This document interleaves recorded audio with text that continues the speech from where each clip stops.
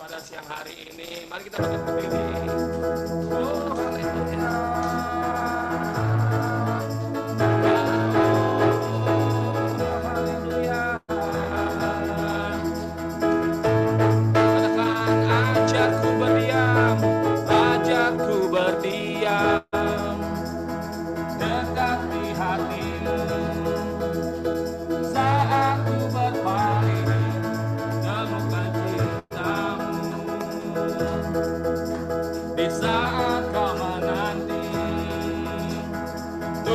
Waktu lagi bersekutu dalam damai yang sejati.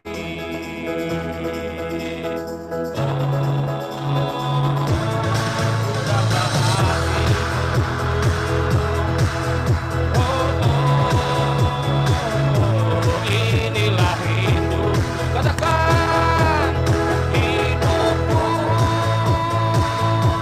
hanyalah hatiku kagum akan kebaikanmu. Nafasku menceritakan kasihmu. Ajakku berdiam dekat di hatimu. Ajakku berdiam dekat di hatimu. Di saat kau berpaling, temukan cintamu. Di saat kau menanti, jumpa waktu lagi. Bersekutu dalam damai yang sejati.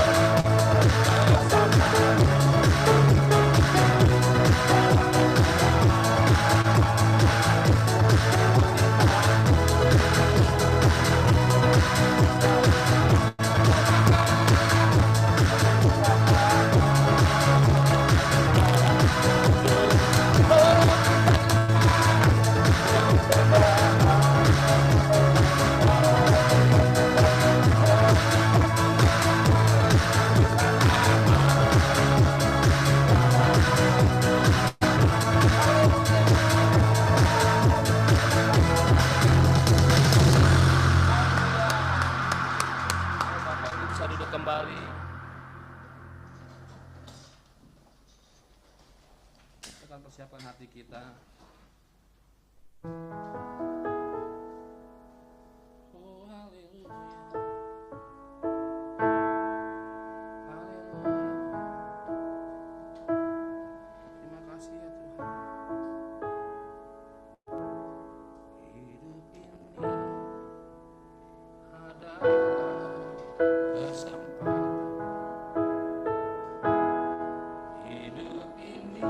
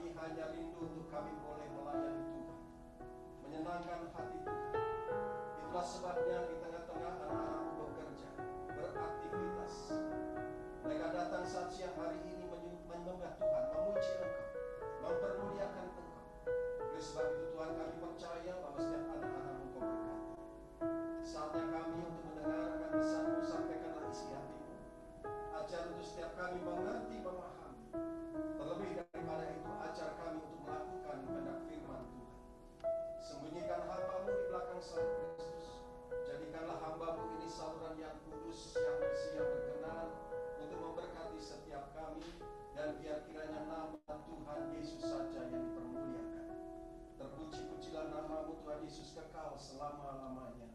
Dalam nama Tuhan Yesus kami sudah berdoa dan mengucap syukur. Haleluya. Amin. Amin. Silakan duduk saudaraku yang dikasih Tuhan. Shalom. Shalom. Shalom sekali lagi. Shalom. Sepertinya agak tegang siang hari ini.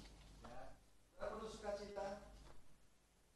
Beberapa yang pernah ketemu di retreat yang lalu ya.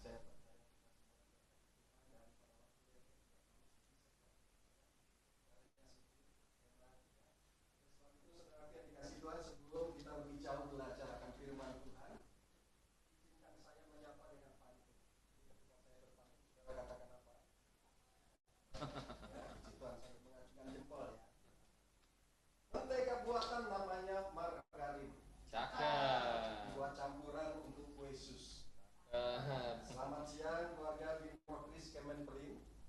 Yang wajahnya awet muda karena hatinya ada Yesus. Masih tegang juga. Mendaki gunung penuh keringat, gunung menculang di rasanya. Cakep. Kalau salam saya tidak dijawab penuh semangat, saya akan ulangi sekali lagi. Cakep. Alat musik jenis rebana namanya tamborin. Cakep. Menjadikan tarian pasti banyak yang suka. Selamat siang keluarga Bintokris Kemenperin. Dan bersuka cita karena pintu mujizat sudah terbuka. Amin. Memang di mana-mana tempat kalau jemaat itu dengar kata mujizat itu tepuk tangan. Jadi yang tepuk tangannya kenceng pasti mujizatnya kenceng. Kalau tepuk tangannya sedang-sedang mujizatnya sedang-sedang. Kalau tidak tepuk tangan mujizatnya tetap kenceng karena Tuhan Yesus baik. Amin. Haleluya.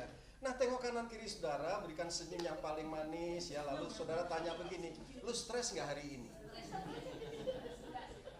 Di tengah-tengah kesibukan, ada deadline dan sebagainya, saudara, saya percaya bahwa semua konsentrasi kita arahkan di dalam pekerjaan dan tugas kita masing-masing. Tetapi saya bersyukur saat siang hari ini, di tengah-tengah kesibukan, saudara terkasih, kita datang duduk bersama-sama mendengar firman Tuhan. Nah, saat siang hari ini, saya diberikan tugas dengan satu tema yang ngeri-ngeri sedap, saudara. Ya, yaitu dikatakan terbatas itu baik.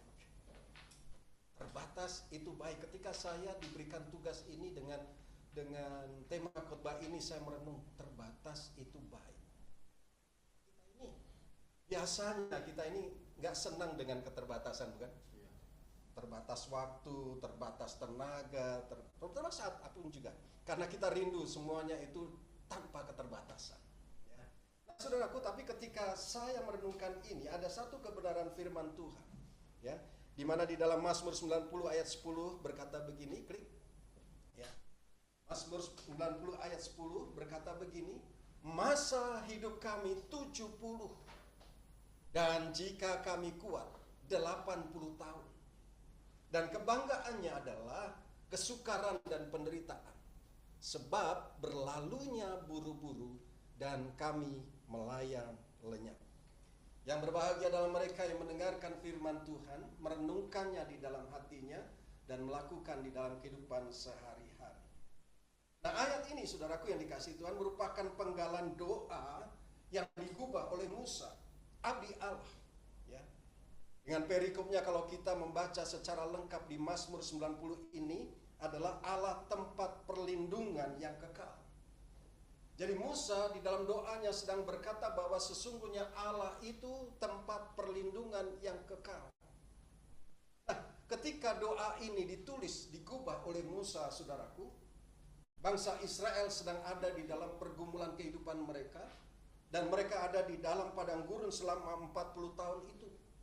Banyak hal-hal yang dijumpai dan dilihat oleh Musa bahwa sesungguhnya, saudaraku, bangsa Israel ini sedang ada di dalam penghukuman daripada Allah.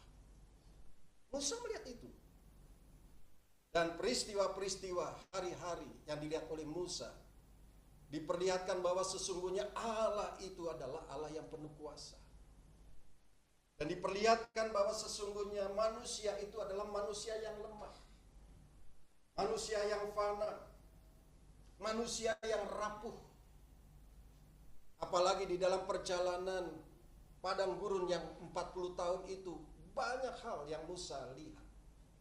Dan semakin jelas bahwa sesungguhnya manusia itu adalah manusia yang rapuh, yang fana, yang lemah. Dan kemudian ayat ini ditulis, masa hidup kami 70 tahun.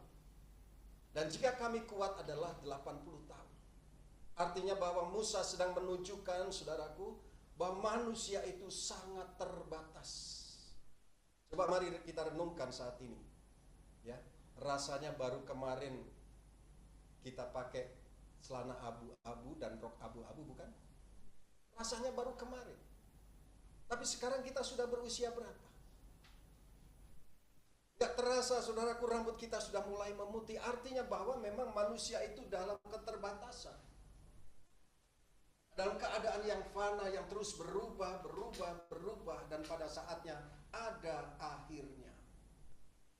Itulah sebabnya ketika Musa mengubah doa ini di Mazmur 90 ini, saudaraku, maka ayat 12 berkata, ajarlah kami menghitung hari-hari kami sedemikian rupa hingga kami beroleh hati yang bijaksana. Musa menyadari akan kelemahan manusia, itulah sebabnya Musa mohon kepada Tuhan, ajarlah kami menghitung hari-hari kami. Saudaraku, pernahkah saudara menghitung hari-hari kita? Saya percaya, saya termasuk di dalamnya dan saya pernah ada di dalamnya. Kita tidak pernah menghitung hari-hari kita. Kita lebih banyak, saudaraku, dikejar-kejar oleh waktu. Bangun pagi sudah kesiangan, waktu sudah berjalan, takut macet, saudaraku, buru-buru, ya. Lalu sampai di kantor, saudaraku, banyak pekerjaan yang menumpuk karena masih belum selesai hari-hari yang lalu, saudaraku.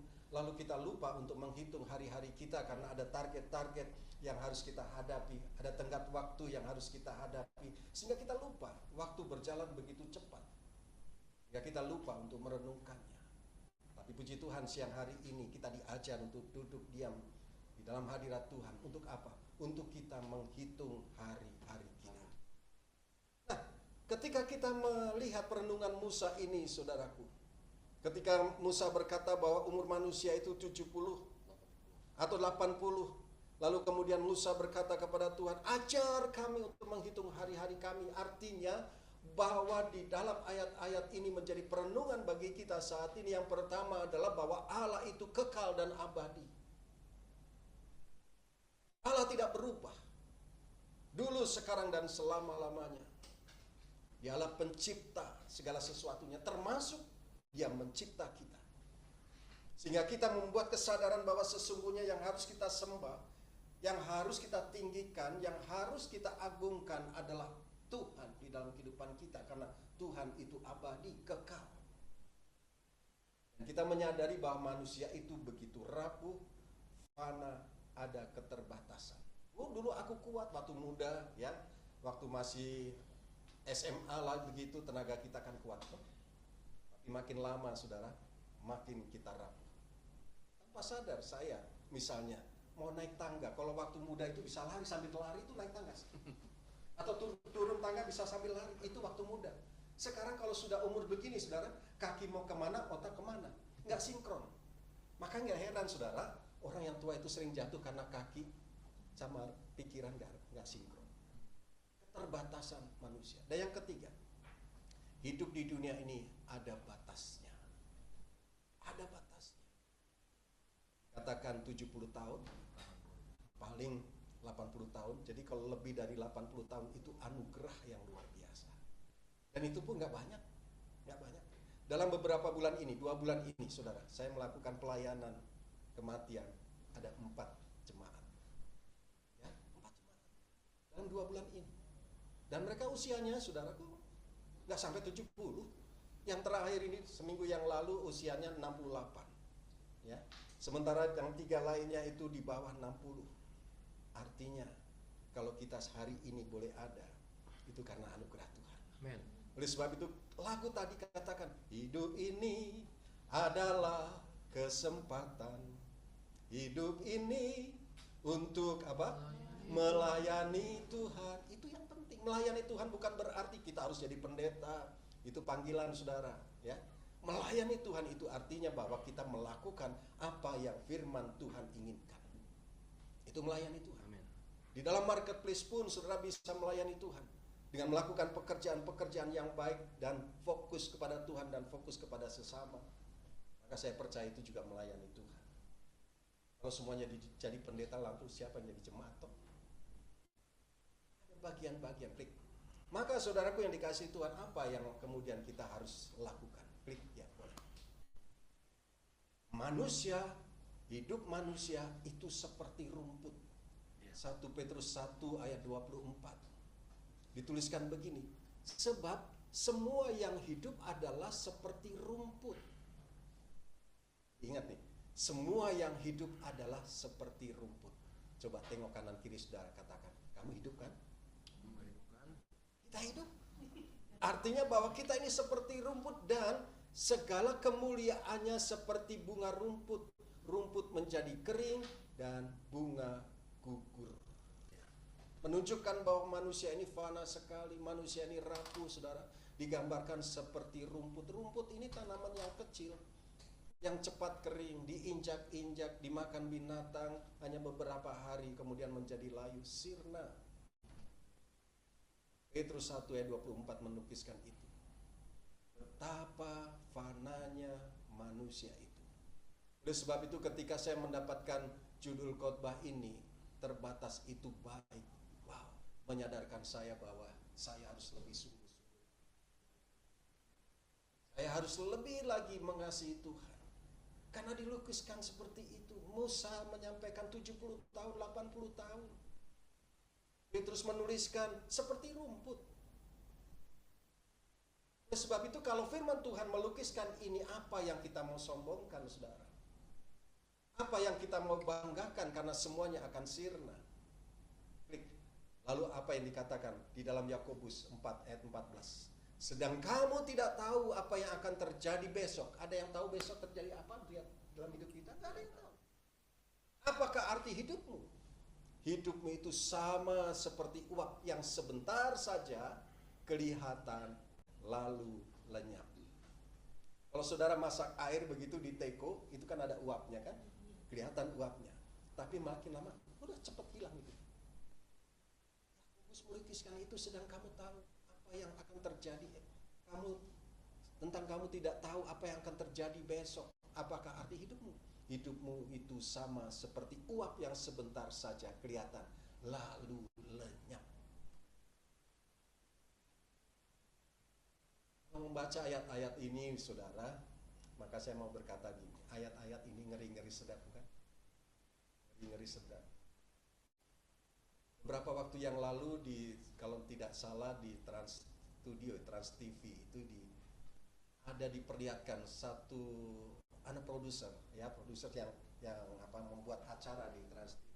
Usianya masih muda sekali, masih belum menikah, ya mungkin ada yang nonton. Saya perhatikan, ternyata dia pulang ke rumah bapak, meninggal, masih muda.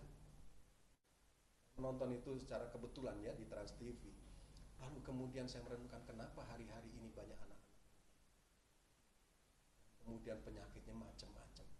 Bapak Ibu, jemaat Tuhan yang terkasih.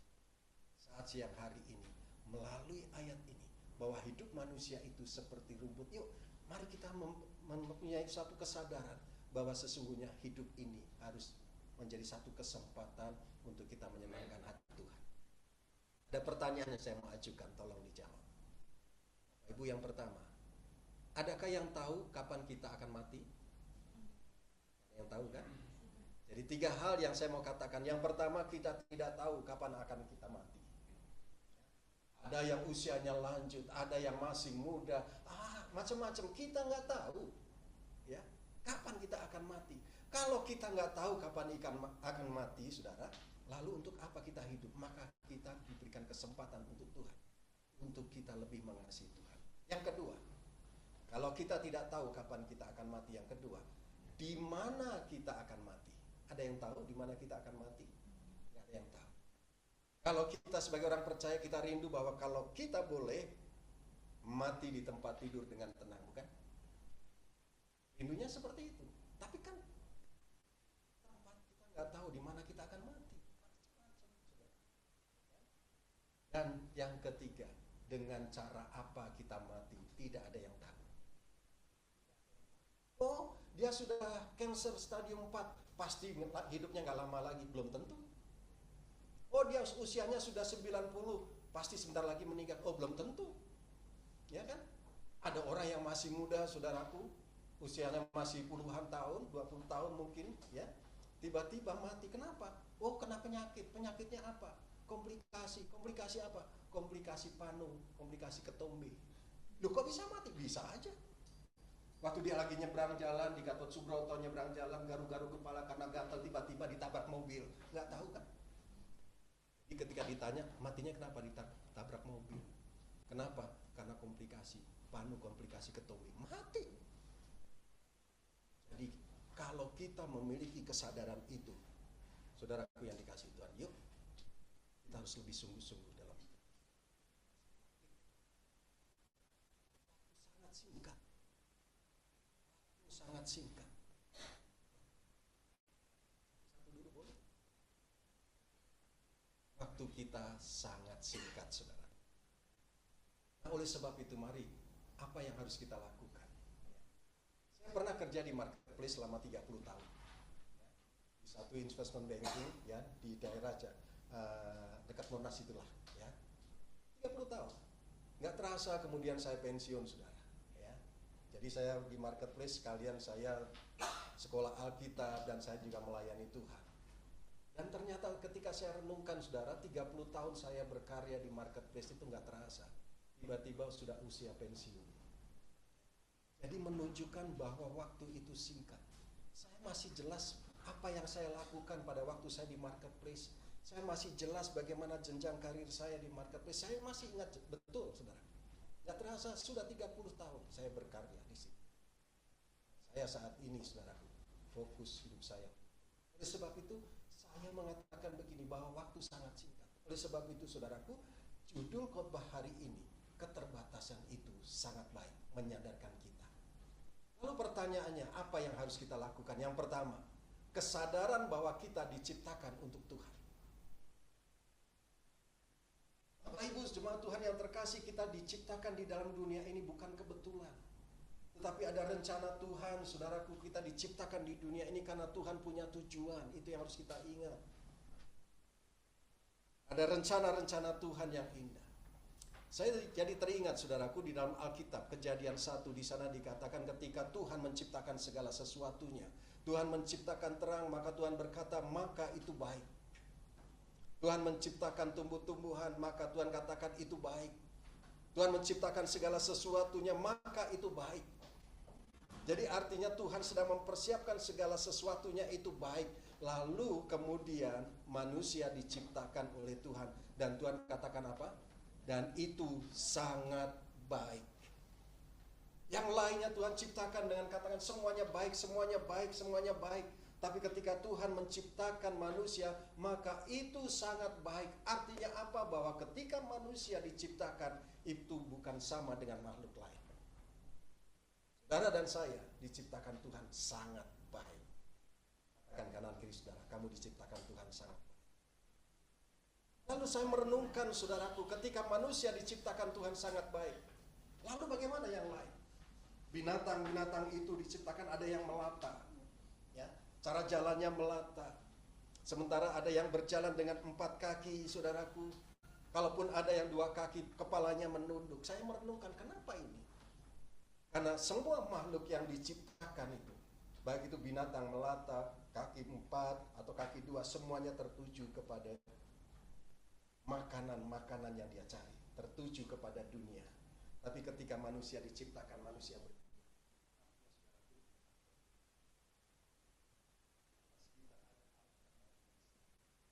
manusia diciptakan itu adalah untuk bersekutu dengan Tuhan. Manusia diciptakan itu untuk ada di dalam satu keintiman dengan Tuhan. Maka manusia berjalan vertikal, kepalanya ke atas. Karena apa? Ada yang maha kuasa di dalam kehidupan kita. Oleh sebab itu mari kita memiliki kesadaran bahwa sesungguhnya kalau kita hidup sampai dengan hari ini, semua anugerah. Dan biar kiranya semua yang kita lakukan dalam kehidupan ini semuanya bermuara untuk Tuhan. Bagi Tuhanlah, untuk Tuhanlah. segala kemuliaan. Dalam pekerjaan Bapak Ibu yang terkasih, maka semua pekerjaanmu dilakukan untuk kemuliaan Tuhan. Apa yang terjadi? Ketika kita bekerja untuk kemuliaan Tuhan, maka di dalam pekerjaan melakukan tugas-tugas kita, itu ada damai sejahtera dalam hidup kita. Ada sukacita ketika kita melaksanakan pekerjaan. Dan percayalah Bapak Ibu Saudara, kalau kita fokus kita kepada Tuhan, pekerjaan yang dilakukan dengan ketenangan itu akan menghasilkan yang luar biasa. Wajahmu awet muda, gak boros, ya kan? Karena kita sukacita, karena kita penuh damai sejahtera, maka saudaraku, wajah kita gak akan boros. Tapi coba kalau stres, ya, memikirkan bukan karena memikirkan Tuhan, memikirkan yang hal-hal yang dunia, boros cepet tua. Makanya ke toko beli kecap, umurnya jiko bukannya gocap. Tapi kalau kita fokus dengan Tuhan, ada sukacita, ada damai sejahtera. Maka Cilacap Probolinggo, umur boleh lacap, penampilan tetap jiko. Coba tengok kanan saudara, dia lacap atau jiko. Fokus. Dan saya mengerti hal itu saudaraku, ketika sungguh-sungguh kita fokus kepada Tuhan. Pekerjaan kita, saudaraku, Tuhan tuntun. Tuhan tuntun. Ya. Dan saya selama 30 tahun berkarir di marketplace, saudaraku, saya hitung-hitungannya, ya kalau saya pensiun paling pangkatnya sampai di sini, mentok sampai di hitungan manusia. Tapi ketika saya bekerja, fokus kepada Tuhan, loncatan yang saya nggak pikirkan, ya timbul dalam hati, semuanya Tuhan atur, sampai pensiun pun Tuhan berkati. Nggak usah memikirkan apa-apa, saudara. Tuhan yang bawa kita. Firman Tuhan katakan kita akan dibawa naik dan tidak pernah turun. Kita akan dijadikan kepala, bukan menjadi ekor. Itu janji firman Tuhan. Kalau kita mengimani betul apa firman Tuhan katakan, percayalah, di dalam pekerjaanmu, Bapak Ibu yang terkasih, engkau akan dibawa naik. Tuhan berjanji, nggak pernah ingkar janji. Yang sering ingkar janji siapa? Yang sering ingkar janji siapa? Hah? Manusia. Ada di sini dia? Ada kan? Ibu, jemaat Tuhan yang terkasih. Ya. Yang kedua, klik. Kesadaran bahwa kita diciptakan untuk Tuhan. Yang kedua, jangan tunda pertobatan. Siapa yang sepanjang hidupnya tidak pernah punya salah, tolong angkat tangan. Siapa yang sepanjang hidupnya tidak pernah berdosa, angkat tangan. Siapa yang di dalam hidupnya pernah berdosa dan pernah melakukan kesalahan? Saya nomor 1. Pendeta loh, gembala loh, pengkhotbah, tapi saya angkat tangan. Kenapa? Manusia penuh kelemahan. Ada kesalahan-kesalahan, ada dosa yang mungkin kita tidak sadari, saudara.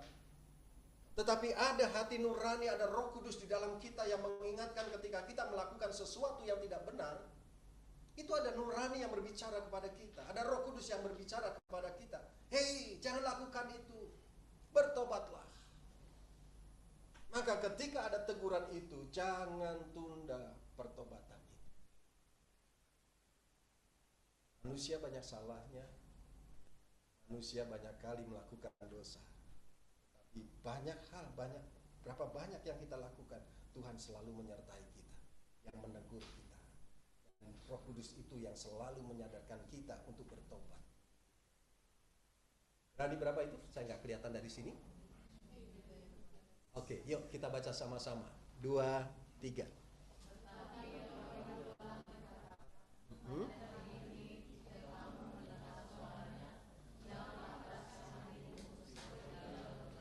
Oh, haleluya. Ya, saudaraku yang dikasih Tuhan. Oleh sebab itu, saudara, jangan pernah tunda.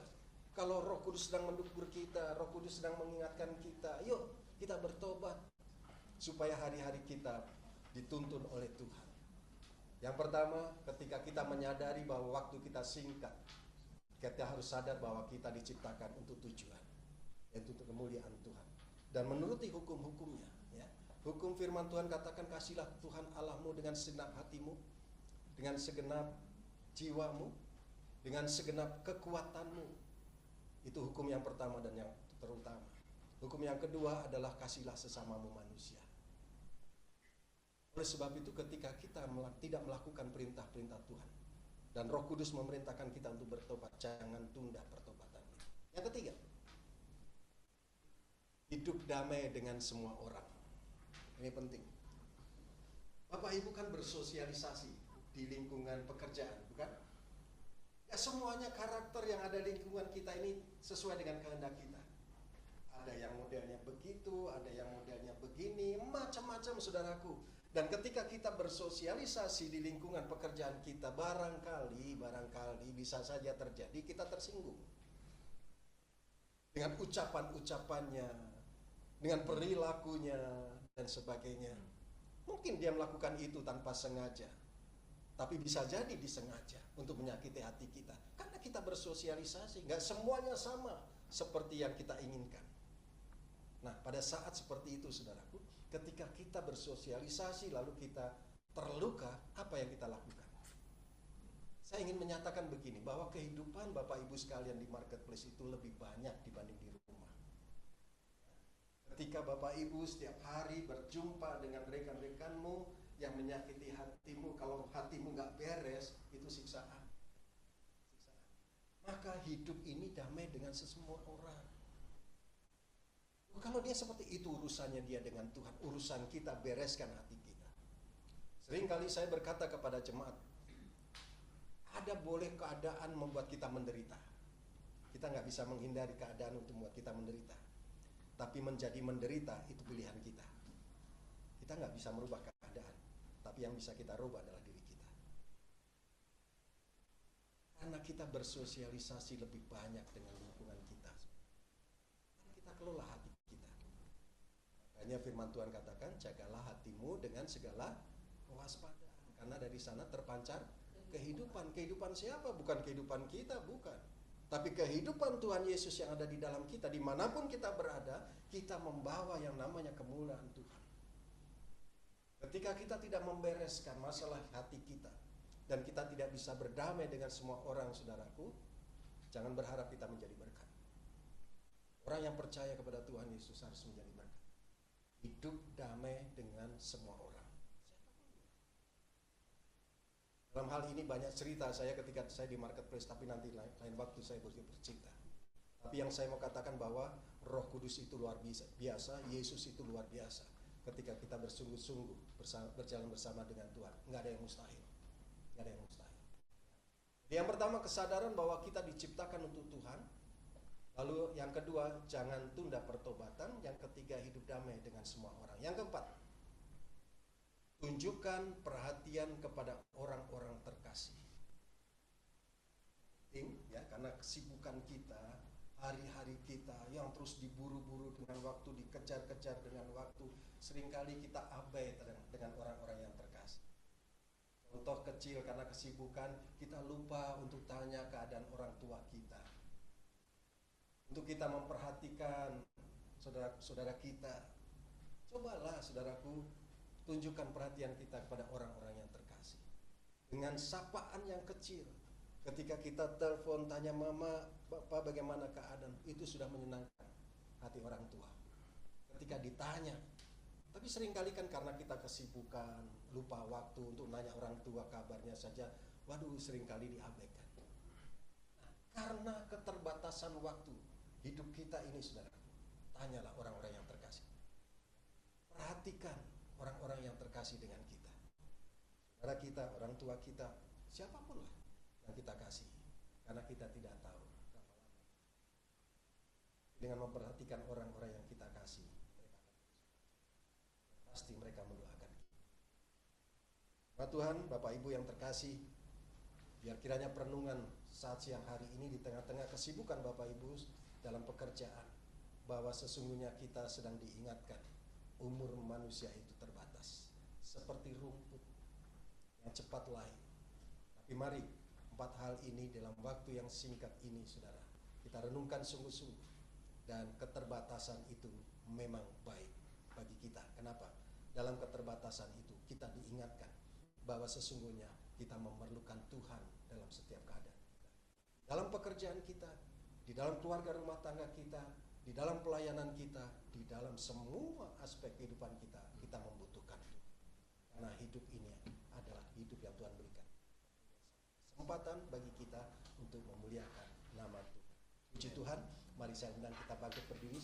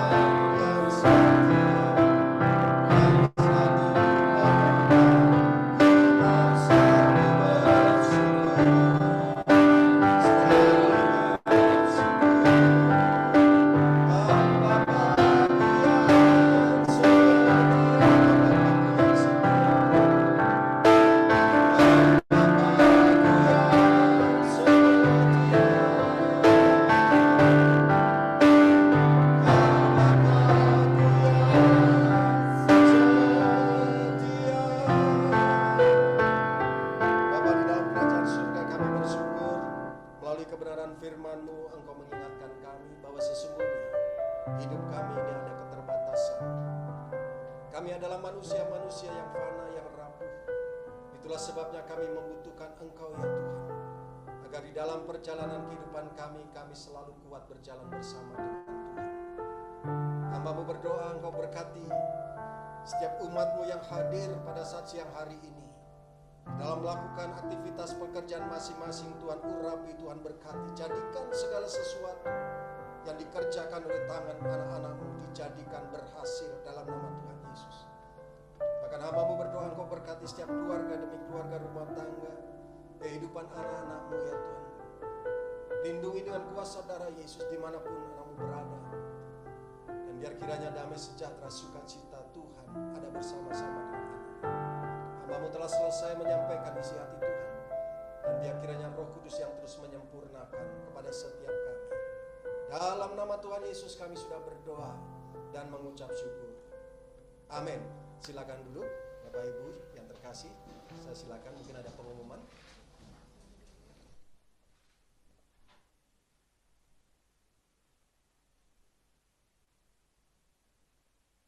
Shalom Bapak Ibu sekalian. Terima kasih atas kehadirannya. Pertama, saya sampaikan terima kasih untuk Direktorat Jenderal Ilmate yang telah melayani pada siang hari ini. Boleh diberikan tepuk tangan untuk